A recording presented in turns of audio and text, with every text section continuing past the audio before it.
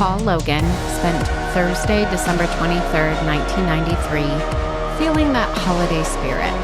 He and his 4-year-old son, Michael, spent the day getting ready for Christmas while singing Jingle Bells over and over and over. His girlfriend of 10 years and the mother of their 2 children, Pamela Hughes, listened happily as she cared for their 9-month-old daughter, Natalie. It must have been hard for Paul to pull himself away from such a picturesque day, but as he was scheduled to work a shift delivering Chinese food that evening, he had to tear himself from the festive merriment. Little did anyone know that that night would be Paul's last shift. Well, no one knew except the individuals who planned and executed an attack that would leave Paul dead, his blood seeping onto the white snow that sparkled under the light of the moon. Well, that's quite an intro. And that's on Christmas Day. That's the 23rd. Okay. His body will be discovered on Christmas Eve. All right, we got ourselves a holiday murder. A murder mystery. We've got muck duck on Christmas. We're close to Murder it. and mystery and merriment for all. The 3 M's. That's going to make a good podcast. We got all 3 M's covered.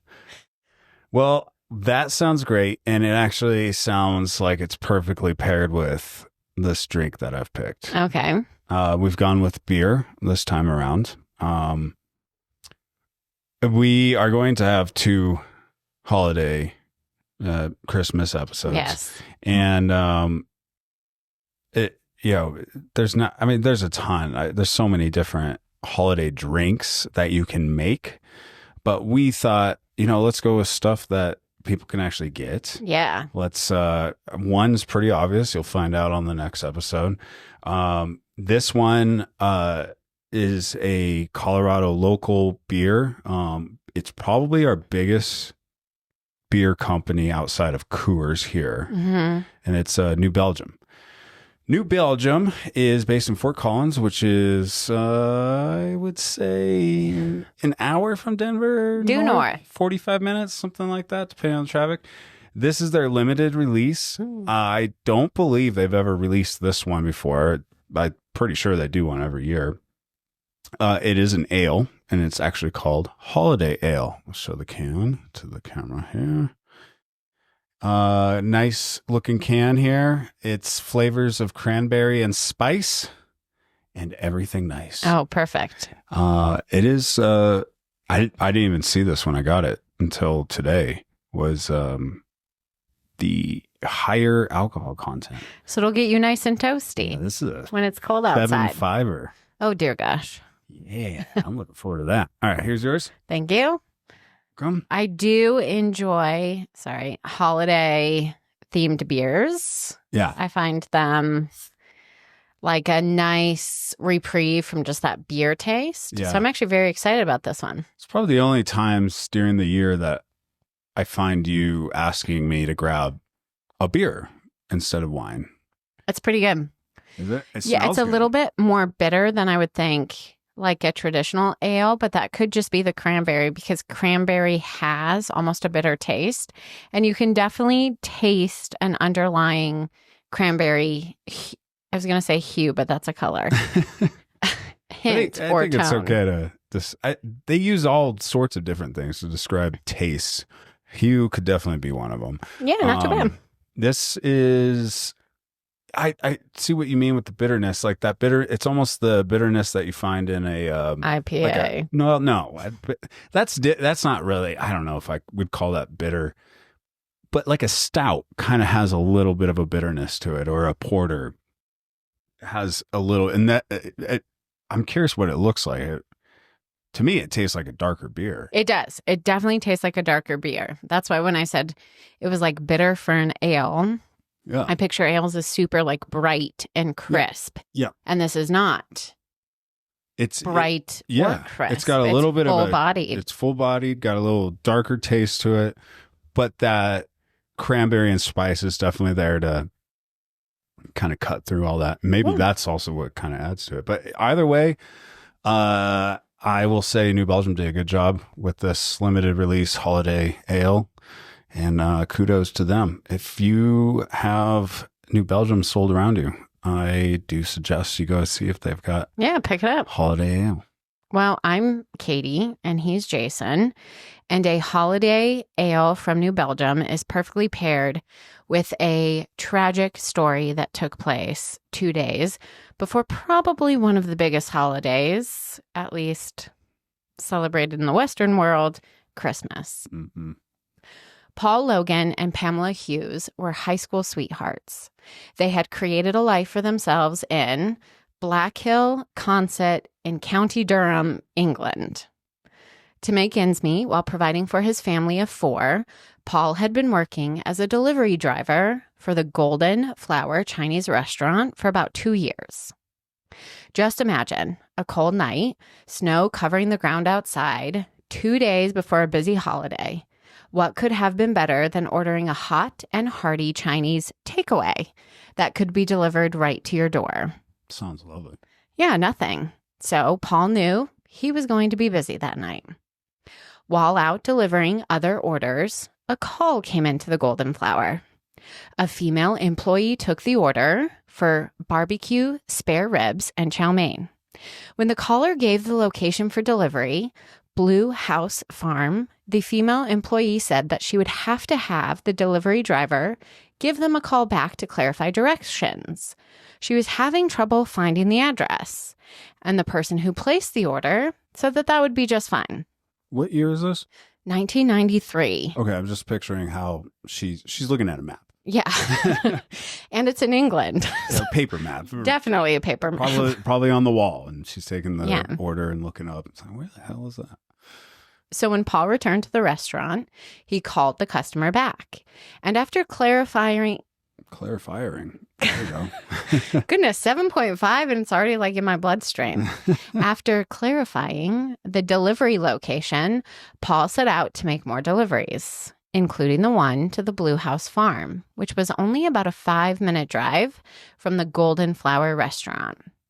At around 10 p.m. that night, Paul approached the driveway to the Blue House Farm. The gate to the property was open, so Paul drove up to the residence. After parking his cream-colored Pugo car, I'm not sure how you say it. That's probably an English car. I'm assuming. I don't know. Tiny, probably. I'm assuming. Paul approached the front door to deliver the food. An elderly woman named Joan Brosi answered Paul's knock. But to her utter surprise, Paul tried to hand her the ordered meal. Confused, she told Paul that neither she nor her husband were expecting any Chinese food delivered that evening. Probably even more confused than she was, Paul turned and returned to his vehicle. As he drove down the driveway of the relatively remote home, Paul noticed that the gate that had been open on his drive up was now, interestingly, closed. So, most likely perplexed, if not somewhat frustrated, Paul, leaving his door open, the lights in the vehicle shining bright, got out of the safety of his car to push the gate open. Now, after about 30 minutes at the Golden Flower restaurant, the staff there began to get worried. Orders had been piling up, and Paul was yet to return. After 90 minutes, the decision was made at the restaurant that they had to stop taking orders until Paul finally returned. Across town, which in a tiny town isn't that far, the elderly couple living at the Blue House Farm noticed something interesting. The car driven by the delivery driver seemed to have stalled at the end of their driveway and remained on their property. The first call they made was to the Golden Flower Chinese restaurant to inquire as to why their delivery driver was still on the homeowner's property. Their second call was to the police. Tony, the owner of the Golden Flower restaurant, who was already worried about Paul's overdue arrival, immediately called Paul's partner, Pamela, to see if she by chance knew where the father of their 2 children was. When she said she had no idea, the situation went from curious to concerning. Pamela first called Paul's mom, Elise. After the call, Paul's father and Paul's brother, David, headed to the Golden Flower restaurant. There, the pair retrieved Tony, and the threesome headed to the last address Paul was to have gone to, the Blue House Farm. As the three concerned men approached the remote property, their worry would only have been fed at the sight of law enforcement, who had recently arrived. Then, at around 2:15 a.m., early the morning of Christmas Eve 1993, Paul Logan's body was located. It was lying on the ground about 50 yards from the vehicle. The cause of his death was blunt force trauma to his head, but the weapon or weapons that inflicted the wounds were nowhere in the vicinity.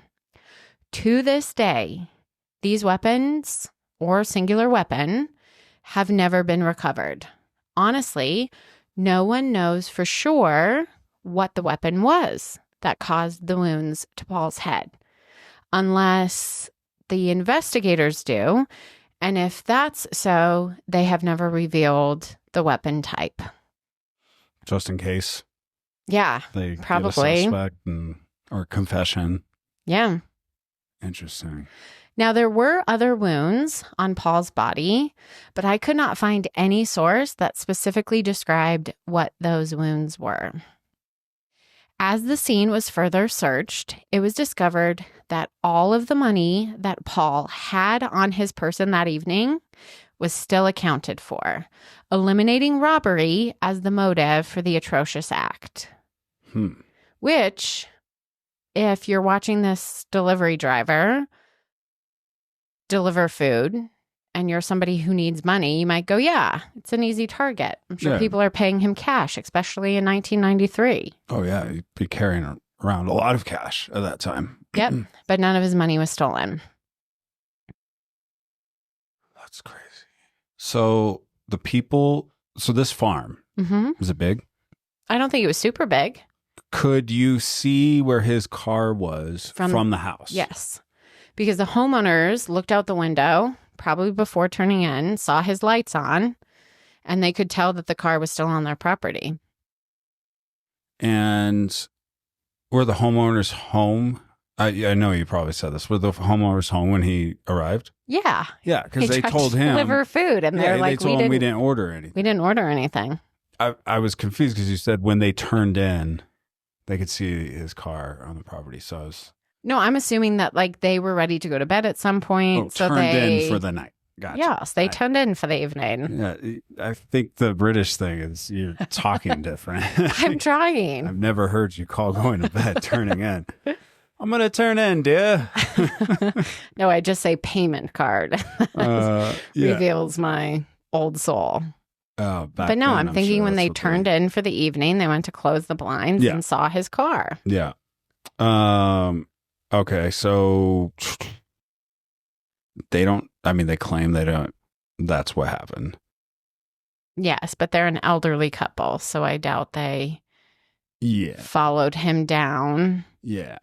And you still have that suspiciously closed gate that was open when he arrived. Right. Who closed that? Who if it closed was that? This elderly couple just looking for some pre-Christmas excitement. And he was 50 yards from the car when his body was found. So it had to have happened pretty quickly after he got back to his car. But I definitely think he ran. Mm-hmm. There's snow on the ground? Snow on the ground. Did you see anything about footprints to like They didn't where say he went? anything No? about footprints, no. I'm sure he ran from somebody. And I'm sure there was noise. You would think there was noise. Screaming. Especially if he had other wounds. Before you get your head bashed in. Okay. I'm just... Pause all this. Yeah, Keep it in mind. I'm just getting everything in my mind of how it happened. Because I do think you bring up some good points. So, go on. Now, the first order of business for the investigators was to try and determine who placed the takeaway order. It was discovered that the call was made from a phone box located at the junction of Snow Green Road and Benefield Side Road near Shortley Bridge. And I'm sure it was red. I just... glass windows. The way the way English all of them describe places just like baffles my mind. Oh, they call so many things different. Did you know they call the trunk of your car boot. the boot? Yeah. Yeah, they do a lot of different things. I think we've had this conversation on an episode too, though. So, But for the Australian episode, I think. yeah. But that's why I said takeaway. Oh. Because we would say like a food pickup or a food order here in America. Delivery. They call, or a food delivery, they call it a takeaway. Although A takeaway curry. I feel like Never with Chinese ever. food, I will have to ask my parents, but I feel like that's what we called it growing up. I've was literally Chinese never takeaway. heard that in the But great old we never United called States. it was pizza delivery, but I swear we called Chinese food takeaway. Well, we're going to ask them when we Yeah. celebrate Christmas this year. Now, that puts the phone box just 600 yards from the Golden Flower restaurant. What's particularly interesting is that the caller would have had to have waited in the phone box for the 20 minutes that it took Paul to return to the restaurant and then make the call to clarify directions, meaning the caller risked being seen that entire time. Because if you remember, they placed the order, they gave the address. The woman taking the address was like, I don't know where this is. So Paul's going to give you a call. And the guy said, sure, have him give me a call. And then he waited in the phone box for 20 minutes. How far is the phone box from the farmhouse? Well, from the farmhouse, 5 minutes, but from the restaurant, 600 yards. Okay. Now, when the Northumbria police asked the public, why would the police ask the police? They asked the public for help. A couple who had been walking in that area on the 23rd between 9:20 p.m. and 9:30 p.m. reported that they saw a man standing in that phone box, but he was not actually on the phone during the time that they passed him. This man was described as white and muscular. He was about 6 feet tall and roughly 30 years of age. He was scruffy with shoulder-length dark hair that was receding in the front. He was also reportedly wearing a black leather jacket. Next to the phone box was a parked red or orange Ford Fiesta with a driver sitting in the front seat who had a similar build to the man in the phone box. He was also wearing a leather jacket.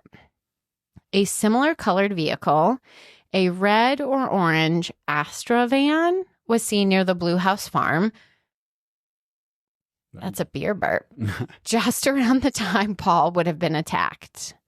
Now, if you look up these two vehicles, one, I would say, is significantly larger than the other, but possibly they have a similar shape. And maybe in the dark, just in passing, do you think they could be the same vehicle? I mean, I know what an Astra van, but I did look up 93 Astra van just to dial it in. Now let's look up Ford Fiesta, which is a very small car. I mean, you wouldn't mistake them. I don't know, but you're in a dark area. I doubt there's a ton of street lights. A Ford Fiesta is so small. And yes, it almost is kind of a tiny version, but Of I'm an talking Astra about van. like miniature. It doesn't even have a back door. Yeah, but would you notice that if you were just out? You would notice the fact that it's like you would half- notice. half the length Okay, of an Astra Would van. I notice? Yes. See, I question you. I would see red. I would see orange. No, I mean, no. There's no, literally an Astro is almost half the size of. No, the Or no, Fiesta. the Fiesta is almost half the size of an Astro. That's significant. And while the shape is similar, I just don't, even at night, like I don't understand how you would mistaken that. So either someone there's just, somebody called it something wrong, or somebody, just made a mistake, or there's actually two different cars involved. So we know the Ford Fiesta was connected to what happened to Paul. The discussion we're having lends itself to figuring out whether or not it was just two perpetrators, the Ford Fiesta occupants, or possibly more. So what almost kind of makes sense too, though, is the ability to wait at the phone box without any worry because you make another call to somebody that's in the area or maybe closer. I don't know. This is all very close. Like, I don't know why you would need to, but you make a call to somebody else who's going to actually do.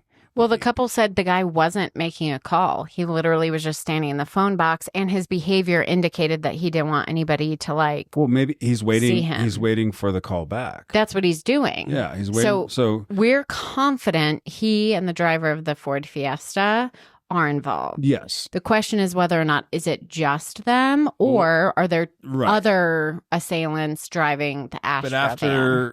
Paul Logan calls them back at the phone box, they then make a call to somebody who's driving an Astro to go and meet at this place. And it could be that the Astro van is completely unconnected, but perhaps the occupants or the owner of the van saw something in the vicinity that night.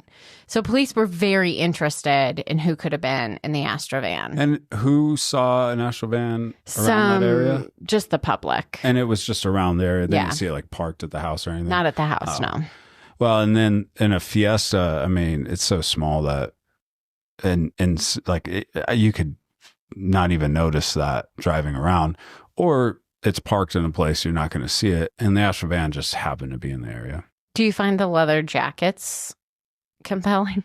A little Like bit. 1993? They're hooligans. Like, I really like a leather jacket, but I feel like not many people. Yeah, you have to no. be of a certain... They sound like English hooligans, like soccer hooligans. Yeah. Like, they've got their Gang little members. gangs and they're Green Street hooligans. Yeah.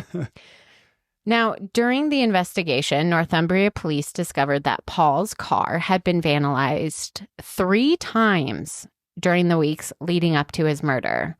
One of the times, the vandal scratched the words, "No legs," into the roof of the car. Now, "no legs" as a phrase usually means that something lacks support or is unlikely to succeed, essentially implying that it cannot stand on its own due to the lack of a foundation, similar to how a person with no legs couldn't walk. It's a figurative piece of language to describe an idea, plan, or argument that is weak or unlikely to last. And this was Scratched into the roof of his car. Into his car. Uh-huh.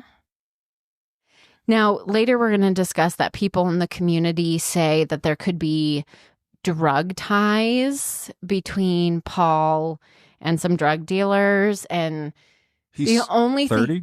Yeah. He's The 30? only thing I can think of, no, he was 25 at the time. Oh, okay. The only thing I can think of is like he had an argument for why he shouldn't have to pay them back or why he should get more time. And this leather jacket wearing British hooligan was like, "Your argument has no legs, mate. Give me my £100 now or I'm going to get ya." And then he scratches "no legs" into the roof of his car just to like send the message home, mate. I feel like that's a strange way to send the message. There's a lot more creative things I think a Brit could come up with to scratch into the Like roof of a car. breaking his legs. Yeah. Oh, maybe that was like, pay me or you're going to have no legs. What if the vandal got the phrase wrong and meant to scratch legless, which apparently is British slang? And as a British slang term, legless is used to describe someone who's extremely drunk. So what if it just like started out as some drunken pub altercation? Well, that's not British at all. That's like It was Southern. kind of cross Southern with. Hey. And then it just like escalated from there. Sure. I mean, there's also the fact that vandalism happens without any reason at all. But 3 times? Your car is vandalized 3 different times? So the other times, what? It didn't give. It didn't give. No. Just, it was vandalized. Yeah. It's probably so a good 3 times. keying. It sounds involved. like, and this was 5 years before? No, in the It weeks. started? Oh, 5. Weeks leading up. For some reason, I thought you said They were he was 30. And so when you said he was 25, I was like, Well, if wait, I are we did, going he's back? 25. He's not 30. My bad.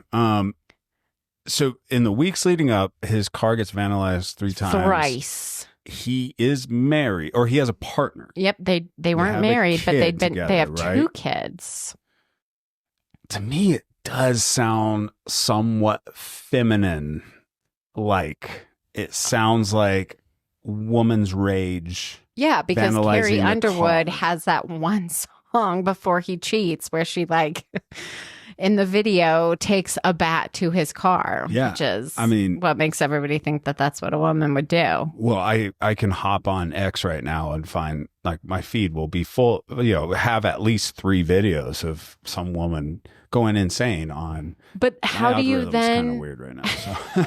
how do you take the leap from a female vandalizing his car to he's being beaten to death at the Blue House Farm? She's the sister of the leader of Green Street Hooligans. So you think he could have been having an affair? Yeah.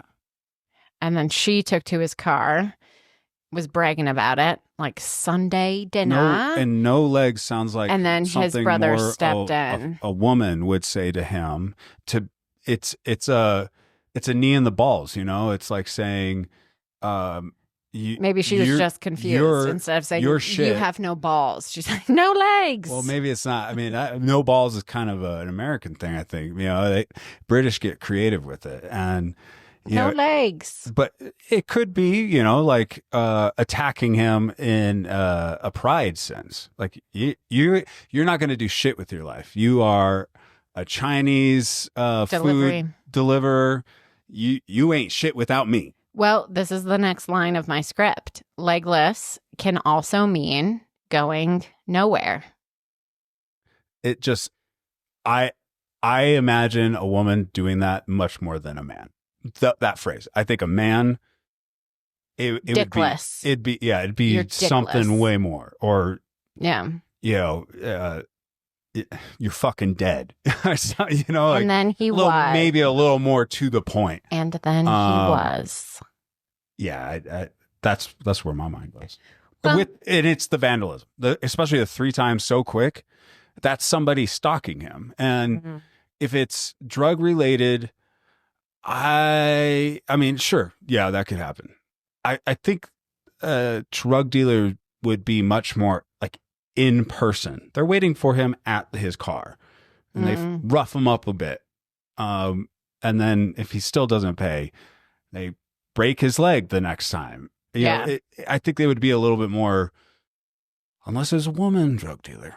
Or just a woman in his life who was related to a drug dealer. But I to do take think it there's as something. far as murder, that could be a love affair gone wrong.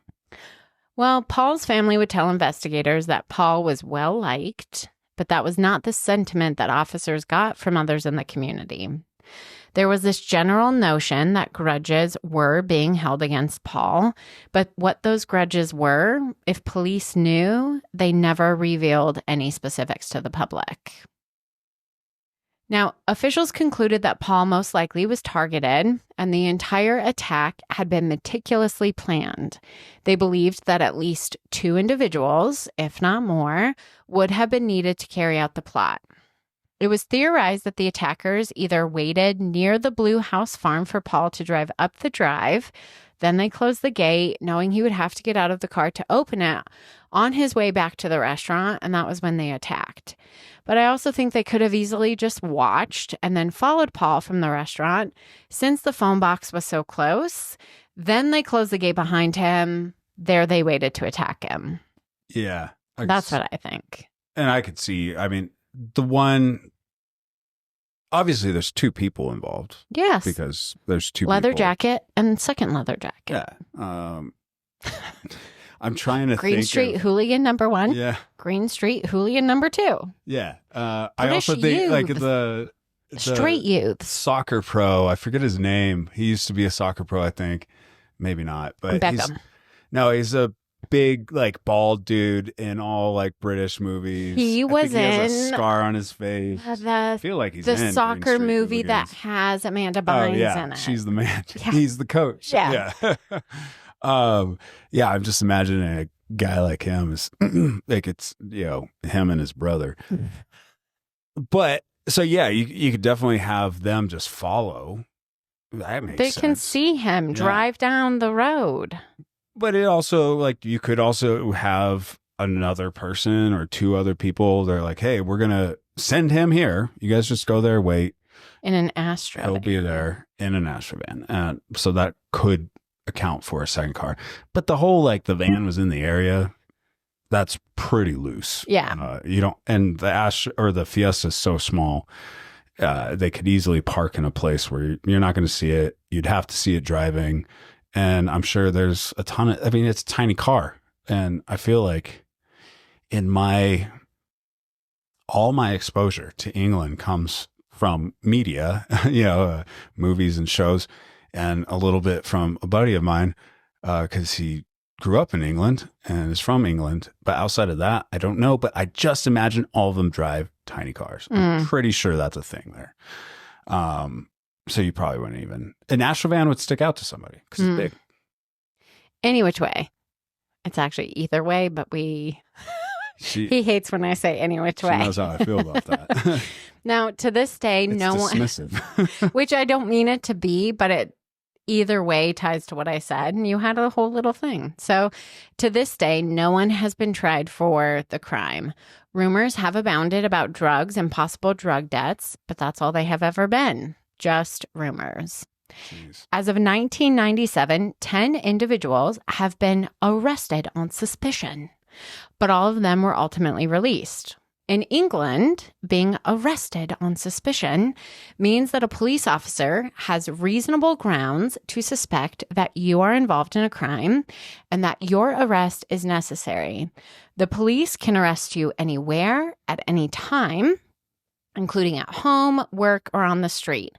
A warrant, like that which is necessary here in the United States, is not necessary there. Officers must have facts or information that would lead an objective observer to believe that you may have committed the crime. The arresting officer's mind must be the one to have the reasonable suspicion. After someone is arrested, they are taken to a police station, questioned, and held in custody. From there, they may be released or charged with a crime. The police can hold you up to 24 hours before they must charge you or release you. If you are suspected of a serious crime, such as murder, the police can apply to hold you for a longer period of time, between 36 or 96 hours. That's not a thing in the States, right? No. They have 24 hours. They can't just get you for whatever. No, it's either a police officer sees you've committed a crime and you get arrested, or a warrant is filed for your arrest. You can't just arrest on suspicion, which apparently is what you can do there. And then once they arrest you with the warrant, don't they only have 24 hours with you until they have to actually charge you with something, right? Oh, if you're getting arrested, you're getting charged in the United States, because that's what the entire process is. What's this whole thing on shows when I see them say, well, we can only hold them for 24 hours? You can be held on certain whatever things. Okay. But these people were arrested. I'm just curious. On suspicion. You explained how it works there. I was curious how it works here. Anyway, that's my British legal lesson from a layperson. There we go. Maybe we'll get Happy Christmas to you. Happy Christmas. Happy Christmas, Harry.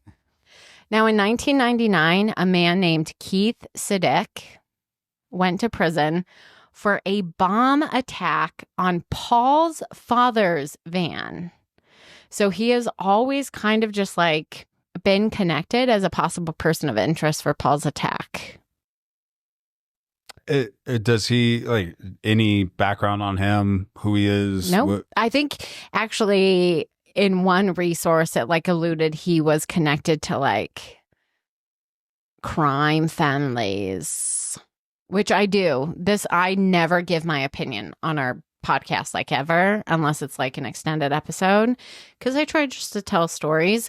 But I think Paul Logan's family knows a whole lot more, and they're not willing to say because it would reveal what that family's been doing. But if your son is murdered like that, and the patriarch of the family has his van bombed, like that family's probably into some stuff. But the van's bombed 6 years later? I don't give you the amount. Oh, I thought you said 1999. 99. Ooh, look at your maths. And that's how they say it in England. And I'm actually Your tracking maths. some your maths. They pluralize it. Yeah, I don't know why. It's crazy Brits. They're colorful. They like to make the English language colorful. That's crazy. So 6 years later, he has his dad has his van bombed. It could be completely not related, but could also point to what you said, that the family maybe is just kind of tied into a little bit of a shadier side of society. And I think it does, everything you said, like I said before, kind of sounds like it could be tied to whether it's an affair with somebody that is like the sister of a high up person, I don't know, a wife maybe, who knows. Sister kind of makes more sense. A wife would be like... His affinity for The Sopranos is speaking right now. You can have there's no vandalism. It's just murder. But a sister, the sister loses her mind because she fell in love and he's not willing to leave his wife. And the dad knows the family, and who knows? It could be a whole thing like that, which kind of sounds like it. I just think they probably weren't incredibly forthcoming. Yeah. And that's why it remains unsolved. Well, and there's something to be said to crime families kind of know how to murder and get away with it. They do it a lot. And personally, I don't know. Well, I mean, just history of them, which that's going to be my first episode. We talk about me doing an episode. Yeah, all the time. He's going to write one. We're going to switch roles. And it is going to be about a crime family here in the States. Anyway, I don't know. My dad used to cut the grass of a Colorado crime family. No way. Yeah. What? He would get paid during the summer to cut their grass. I wish I could remember their name. But then again, I also don't want to remember their name to put on our podcast. Let's call it out. Although we could do a story about him one time. I feel like he's told me that. He has. I think he has a book about him. He gave you the book. I feel like he gave me a book about them. It's okay. He doesn't listen. So. Why don't you listen, Dad? Jeez. Yeah. Because he doesn't know what a podcast is. He wouldn't be able to figure it out. Now, as of the 30-year anniversary, which would have been last year, right, 2024, the case remains unsolved. Are those maths right? 1993? Okay. Investigators have been transparent about the fact that unless someone comes forward with new information, there most likely won't be much progress in the case. But they say since allegiances can shift over time, they remain hopeful. So yay, Northumbria Police. Wait, they say because allegiances can shift? Shift. They're expecting leather jacket number 2 to come forward and be like, let me tell you what happened to a guy named Paul Logan 32 years ago. Just personal opinion, but I feel like that phrase alone says, this is crime family. Oh, and shit happens, and sometimes we'll get a tip out, or we'll get something out of somebody that wants a little less jail time. To be like, hey, remember that Paul Logan guy? I'll tell you something about it. Yeah. It's crime family for sure. I think something's amiss. Well, cool. Our first mafia podcast. That we don't know is actually mafia. Christmas is supposed to be the happiest time of year.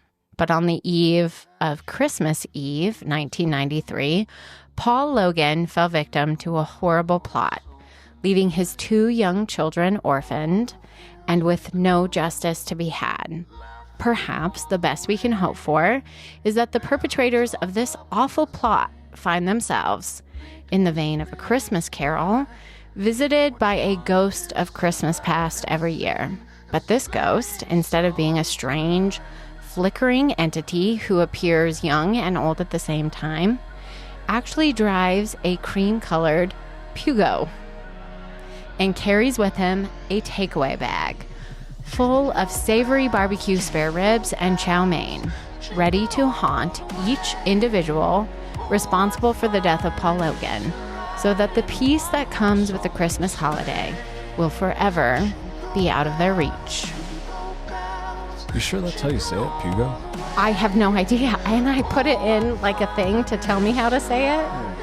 And it gave me a very French. Puget? I don't know. Pugot? Did you? I don't know. It all sounds stupid to me, so whatever, however you say it. I it said sounds Pugo. like a dumb tiny car. So. I think it was. Dumb.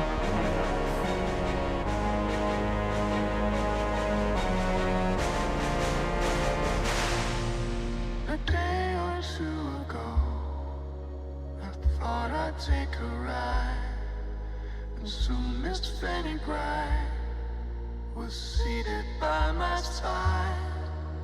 The horse was lean and lank, his fortune seemed his lot. We got into a drifted bank, and then we got up soft.